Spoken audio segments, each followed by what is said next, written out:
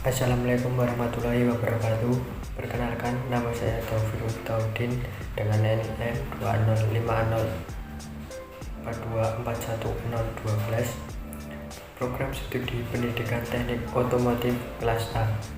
Saya akan menjelaskan tentang KD 3.13 tentang mendiagnosis kerusakan sistem starter dan KD 4.13 tentang memperbaiki kerusakan sistem starter.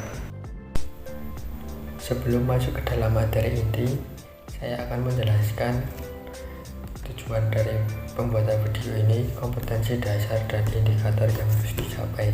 Yang pertama adalah tujuan dari pembuatan video ini adalah nantinya dapat digunakan untuk peserta didik dalam belajar, yaitu mendiagnosis kerusakan sistem starter dan memperbaiki dari kerusakan sistem starter. Yang kedua adalah kompetensi dasar. Kompetensi dasar yang disampaikan dalam video ini adalah kompetensi 3.13 dengan KD mendiagnosis kerusakan sistem starter dan KD 4.13 memperbaiki kerusakan sistem starter. Dengan indikator, peserta didik dapat mendiagnosis dan memperbaiki kerusakan sistem starter tersebut. Selanjutnya, saya akan menjelaskan tentang bagaimana cara mendiagnosis kerusakan sistem starter dan memperbaiki kerusakan pada sistem starter. Untuk dapat mendiagnosis dan memperbaiki kerusakan dari sistem starter, terlebih dahulu kita harus memahami bagaimana cara kerja sistem starter tersebut dan komponen yang ada di dalam sistem starter tersebut. Oke, langsung saja kita lanjut ke materi. Yang pertama, diagnosis kerusakan pada sistem starter. Kerusakan pada sistem starter terjadi dua kemungkinan. Yang pertama adalah starter tidak dapat berputar sama sekali. Hal pertama yang harus kita lakukan adalah mengukur pada klem 50 solenoid. Jika tegangan tidak ada, maka kita harus juga mengukur tegangan pada terminal 50 solenoid.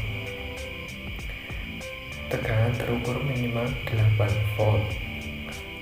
Jika tegangan terukur sesuai dengan tegangan minimal, maka langkah selanjutnya adalah kita mengukur tegangan pada terminal untuk kumparan medan atau terminal C solenoid. Jika kontak solenoid baik, maka tegangan terukur minimal 8 volt. Jika tegangan pada terminal C atau terminal C solenoid, maka komponen yang harus diperbaiki jika tegangan terukur kurang dari 8 volt itu adalah solenoidnya. Maka komponen solenoid harus perlu diperbaiki atau diganti. Selanjutnya, bila tegangan terukur sesuai dengan minimal atau 8 volt, maka kerusakan terjadi pada motor starter dari sistem starter tersebut. Motor starter tersebut harus perlu diperbaiki atau diganti. Selanjutnya, bila tegangan pada klem 50 tidak ada dan ukuran tegangan pada terminal 50 solenoid terukur kurang dari 8 volt, maka komponen yang harus diperbaiki atau dicek kembali adalah harus mengukur tegangan pada terminal 50 kunci kontak. Pada terminal 50 kunci kontak juga harus terukur minimal tegangan 8 volt. Jika tegangan tidak ada, maka komponen kunci kontak harus diganti. Selanjutnya, bila tegangan terukur 8 volt, maka kita perlu memeriksa dan memperbaiki kabel antara terminal 50 kunci kontak dan terminal 50 solenoid. Untuk permasalahan yang kedua adalah kerusakan motor sistem starter, motor berputar dengan lambat. Jika kerusakan ini terjadi, yang pertama yang harus kita lakukan adalah mengukur tegangan baterai pada suplai listrik utama dan memperbaiki klem-klem pada baterai tersebut. Misalnya klem baterai kendor atau terjadi oksidasi, atau melakukan pemeriksaan baterai jika diperlukan. Bila pemeriksaan ini sudah membuat motor starter berputar dengan normal, maka pemeriksaan cukup selesai sampai di situ. Selanjutnya, jika motor starter tidak dapat memutar motor dengan baik, maka terjadi kehilangan tegangan yang besar pada terminal 30 solenoid. Hal ini perlu diperiksa kembali pada klem baterai. Kemungkinan terjadi kendor atau terjadi oksidasi, maka hal ini perlu diperbaiki. Cara yang kedua adalah kita dengan melepaskan klem pada massa baterai. Bersihkan dan keraskan pada terminal 30 pada starter dan terminal massa antara chassis dan motor atau transmisi. Jika pemeriksaan ini sudah membuat motor starter berputar dengan normal kembali, maka pengecekan cukup dan selesai sampai di situ. Selanjutnya, jika motor starter tidak dapat berputar dengan baik, maka penyebab gangguan ini diakibatkan oleh tidak cukup kontak antara sikat dan kolektor, atau kolektornya aus, terbakar, atau kotor. Hal ini dapat diperbaiki dengan cara mengganti sikat dan bersihkan rumah sikat. Yang kedua, dengan cara bobot kolektor atau fresh alur-alur kolektor. Bila diameter kolektor sudah terlalu kecil, maka perlu diganti komponen anchor. Selanjutnya saya akan menjelaskan tentang cara memeriksa komponen motor starter. Untuk yang pertama, kita akan mengukur atau mengetes pull-in coil dan hold-in coil dengan cara kita akan menghubungkan terminal 50 pada solenoid ke positif baterai dan terminal C ke negatif baterai serta ke bodi. Jika plunger tertarik masuk dengan cepat dan keras, maka kondisi kuparan atau gulungan pull-in coil itu dalam kondisi baik. Jika kita menghubungkan terminal 50 dan bodi atau massa, maka solenoid plunger tertarik dan tertahan, maka gulungan pull-in coil dalam kondisi baik. Untuk yang selanjutnya, kita akan mengetes bekas pengembali dari plunger. Hal ini dilakukan dengan cara kita menekan plunger dan kemudian dilepaskan. Jika plunger dalam kondisi baik, maka setelah dilepaskan plunger dapat kembali dengan cepat. Yang selanjutnya, kita akan mengetes gulungan angkar. Pemeriksaan gulungan angkar terhadap hubungan singkat dengan massa. Jika ada hubungan singkat dengan massa angkar, maka harus diganti. Selanjutnya, kita mengetes gulungan angkar. Periksa hubungan segmen-segmen komutator terhadap komponen gulungan putus. Jadi di dalam multimeter, jika kita hubungkan antara segmen satu dengan segmen yang lain, maka jarum pada multimeter akan bergerak. Itu menandakan bahwa gulungan tersebut baik. Untuk selanjutnya, kita juga harus memutar selektor pada multimeter pada posisi kali 100. Untuk yang selanjutnya, kita akan mengetes gulungan angker dengan alat growler.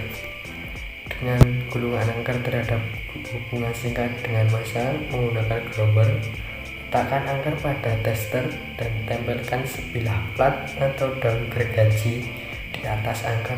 Bila plat bergetar keras kemungkinan ada hubungan singkat pada gulungan angker tersebut.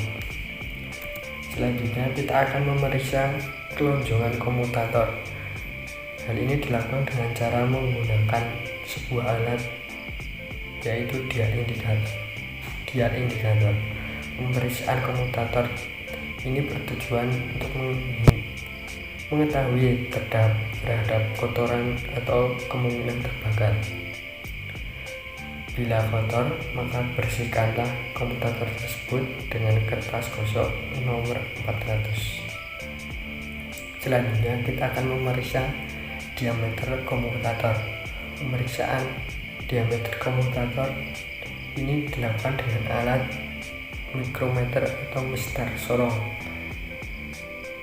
Untuk menentukan baik dan tidaknya komponen ini harus menggunakan sebuah buku petunjuk dari kendaraan yang kita cek. Selanjutnya kita akan memeriksa segmen-segmen komutator. Pemeriksaan segmen-segmen komutator terhadap kebersihan alur dari segmen.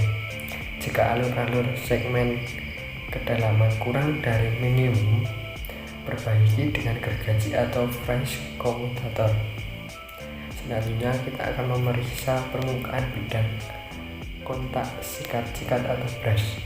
Pemeriksaan permukaan bidang kontak sikat-sikat, kemudian bersihkanlah. Ukur panjang sikat bandingkan dengan ukuran minimal pada buku petunjuk. Kalau terlalu pendek maka sikat atau brush harus perlu diganti. Selanjutnya adalah pemeriksaan tekanan bekas sikat. Pemeriksaan tekanan bekas sikat dengan menggunakan timbangan tarik. Kemudian bandingkan hasil dari pengukuran tersebut dengan buku petunjuk pada kendaraan yang kita periksa. Selanjutnya kita akan memeriksa hubungan singkat dari sikat. Pemeriksaan memegang sikat positif terhadap hubungan singkat dengan sikat negatif. Hal ini dilakukan agar sikat positif tidak berhubungan dengan negatif atau massa.